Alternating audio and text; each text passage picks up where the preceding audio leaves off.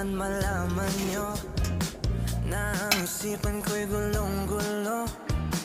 Nagtatanong kung susundan ko siya, dahil ang puso ko ay nabihag nga.